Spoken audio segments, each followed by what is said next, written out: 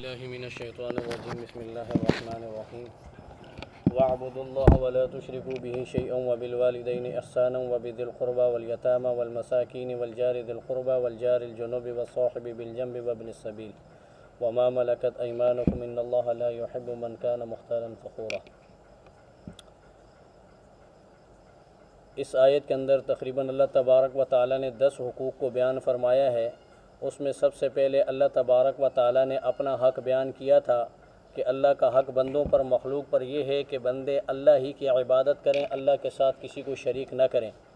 फिर उसके बाद वालिदैन के हुकूक़ को बयान किया था, और फिर यतीमों रिश्तेदारों के हुकूक़ को बयान किया, और फिर यतीमों के हुकूक़ को, फिर मसाकीन के हुकूक़ को, और आज जो है वल जारि दिल क़ुरबा पड़ोसियों के हुकूक़ को बयान किया जा रहा है। पड़ोसियों की कुछ सूरतें हैं, उसको समझ लें।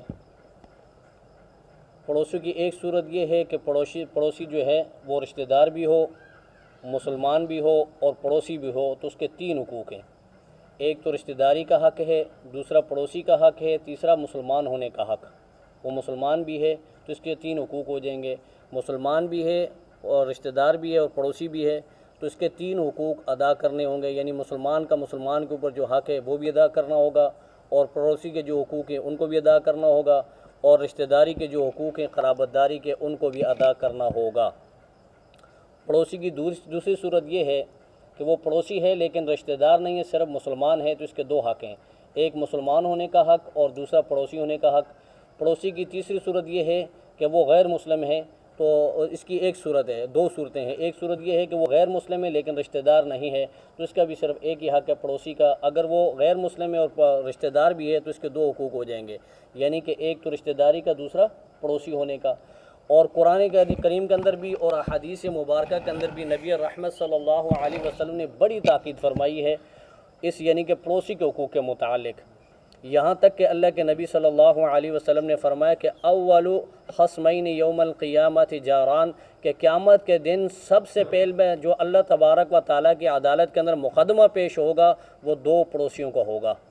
कि हुकूक़ुल इबाद में सबसे पहले 2 पड़ोसियों के हुकूक़ यानी कि मुक़दमा जो है वो अल्लाह की अदालत में पेश किया जाएगा। जो दुनिया के अंदर दोनों एक साथ रहते थे और दोनों एक दूसरे के यानी कि मुखालिफ थे, तो उनका मुक़दमा वहाँ पर अल्लाह की अदालत में पेश किया जाएगा। और एक और हदीस के अंदर अल्लाह के नबी सल्लल्लाहु अलैहि वसल्लम ने फरमाया वल्लाहि ला युमिनु वल्लाहि ला युमिनु वल्लाहि ला युमिनु क़ीला मन या रसूलुल्लाह। सहाबा किराम ने पूछा अल्लाह के नबी ये कौन है? यानी अल्लाह के नबी ने 3 दफ़ा कसम उठाकर कहा कि खुदा की कसम वो शख्स मोमिन नहीं, वो शख्स मोमिन नहीं, वो शख्स मोमिन नहीं। तो सहाबा ने पूछा क़ीला मन या रसूलुल्लाह, अल्लाह के नबी वो कौन शख्स है? तो अल्लाह के नबी ने फरमाया क़ालल्लज़ी ला यअमनु जारुहु बवाइक़हु, ये वो शख्स है कि जिसकी अज़ा रसानियों से उसका पड़ोसी महफूज ना हो।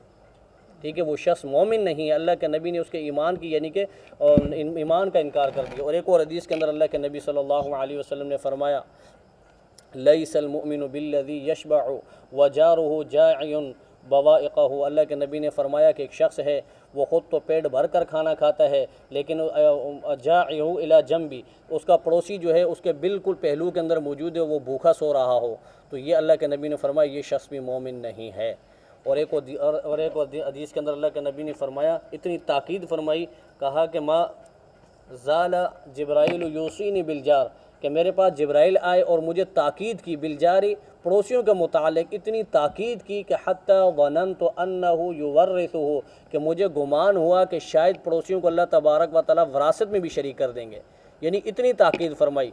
और एक और हदीस के अंदर अल्लाह के नबी सल्लल्लाहु अलैहि वसल्लम ने हज़रत अबू ज़र गफ़ारी से फरमाया या अबा ज़र इज़ा तबख्ता, ए अबू ज़र जब तू सालन वगैरह बनाया करे ना, सालन वगैरह बनाया करे तो सालन के अंदर जो है शोरबा ज़्यादा कर दिया कर, मराक़तन फ़अक्सिर माअहा, तो उस शोरबे के अंदर पानी ज़्यादा कर दिया कर, व तआअद जीरान का, और अपने पड़ोसी का ख्याल रखा कर कि अब जब हमारे घर में कोई सालन बने तो हम ये करेंगे उसके अंदर पानी थोड़ा बढ़ा दें ताकि हमारे पड़ोसियों का भी जो हक़ अदा हो जाए और उसके अंदर भी भेज दें।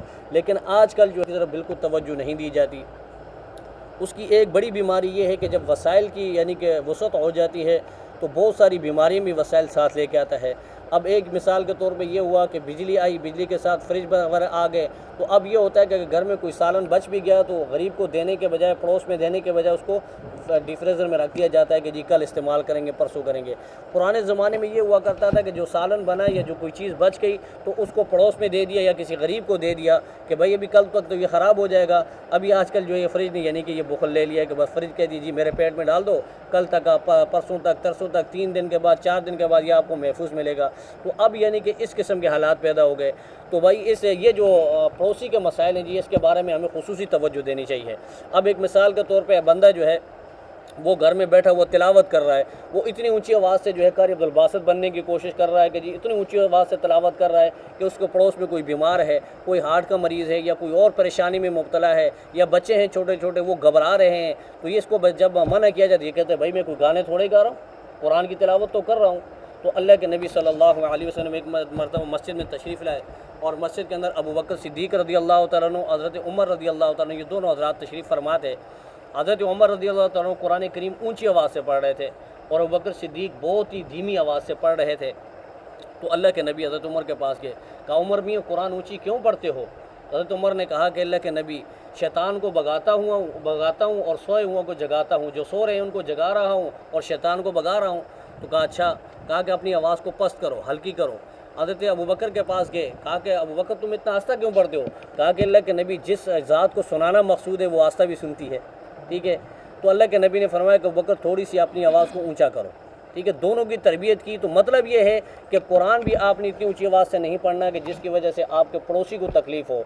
और इसी तरह मिसाल के तौर पे आप डिगों पे या स्पीकर के अंदर नाच चला के कहें कि नहीं जी मैं अपने नबी के साथ अपने इश्क का यानी कि जो तकाज़ा है वो पूरा कर रहा हूँ, तो अल्लाह के नबी क्या फरमा रहे हैं? यहाँ अल्लाह के नबी के फ़रामीन को तो हम फरामोश कर देते हैं और वहाँ पर नातों के ज़रिए हम अपना इश्क जो है बेदार करना चाहते हैं, तो ये कभी भी आशिक रसूल नहीं बन सकते हम। बल्कि ये गुस्ताखी है कि अल्लाह के नबी की बातों से तो हम जो है जी चुराएँ और अल्लाह के नबी की शान में जो नातिया कलाम चलाएँ या बड़े बड़े डेग। तो भाई देखें कि मेरे पड़ोस में कोई तंग तो नहीं हो रहा, मेरे पड़ोस में किसी को तकलीफ़ तो नहीं हो रही। अब मेरी इबादत के ज़रिए किसी को तकलीफ़ हो रही तो ये इबादत नहीं है, ये अल्लाह तबारक व तआला को कबूल नहीं। तो फरमाया कि अपने पड़ोसियों के बारे में जो है उनके साथ भी हुस्न सलूक करें। वल जारि दिल क़ुरबा, और अपने पड़ोसियों के साथ अगर वो क़राबतदार हैं तो उनके साथ भी आप अच्छा सलूक करें। वल जारिल जुनूबी, और अगर वो पड़ोसी जो है हमसाया अजनबी है, वो आपका करीबी रिश्तेदार नहीं है, वो कोई और है, तो उसके साथ भी हुस्न सलूक का मामला करें। वस्साहिबि बिल जम्बे, और अपने हम मजलिस हम मकतब साथियों के साथ भी अच्छा सलूक करें। अब चूँकि ये हम सफ़र भी होता है, इंसान सफ़र के अंदर बहुत सारे अफराद जा रहे हैं तो वहाँ भी एक दूसरे के हुकूक हैं। हज़रत शेखुल इस्लाम रहमतुल्लाह अलैह, मौलाना हुसैन मदनी रहमतुल्लाह अलैह, ये हिंदुस्तान के बहुत बड़े आलिम गुजरे हैं। ये एक मरतबा रेल में जा रहे थे, सफ़र कर रहे थे, उस रेल के डब्बे के अंदर जिसके अंदर ये तशरीफ़ फरमा थे, उस डब्बे के अंदर इनका एक बहुत ज़बरदस्त किस्म का यानी नाक़िद था, बहुत मुखालिफ आदमी था, वो भी मौजूद था। अब दोनों एक दूसरे को पहचानते नहीं थे, ना हज़रत उसे पहचान रहे थे ना वो हज़रत को पहचानते थे। अब उस शख्स को जो है हाजत का मामला पेश आया तो वो वाशरूम गया, तो वो वापस वहाँ से जब वाशरूम से आया तो उसने रुमाल यूँ किया तो वापस आ गया। तो हुसैन मदनी रहमतुल्लाह अलैह उठ के गए और देखा कि जाके देखा वाशरूम गंदा था। तो हज़रत ने वाशरूम को बिल्कुल साफ़ किया, उसको सही सफाई करने के बाद आके शख्स को कहा कि आपको अगर कज़ाए हाजत है तो आप वाशरूम चले जाएँ, वाशरूम बिल्कुल साफ़ है। उसने कहा नहीं जी मैं तो अभी आया हूँ, गंदा है? कहा नहीं, बिल्कुल अभी आप जा कर देखें साफ़ सुथरा है। तो वो बंदा गया, उसने देखा भाई साफ़ सुथरा है वाकई। तो उसने जब कज़ाए हाजत से फ़ारिग हुआ तो वो आके बैठा हज़रत के पास, तो तारुफ़ हुआ। तो उसने पूछा कि जी आपका नाम क्या है, आप कौन हैं? तो कहा कि जी मुझे हुसैन मदनी कहते हैं। तो उसके तो तोते उड़ गए। कहा कि भाई इतनी बड़ी शख्सियत जिसके ख़िलाफ़ मैंने यानी कि कालम लिखे, जिसके ख़िलाफ़ मैंने बड़ी बड़ी बातें कहीं और जिसको तो मैं नाउज़ुबिल्लाह यानी कि मुसलमान तक नहीं समझता, तो उसके इतने अज़ीम अखलाक। उसने कहा कि जी मैं आपसे बड़ा मुतासिर। उसने कहा कि भाई मैंने कोई आपके ऊपर एहसान नहीं किया, मैंने तो अपने नबी की सुन्नत को ज़िंदा किया है।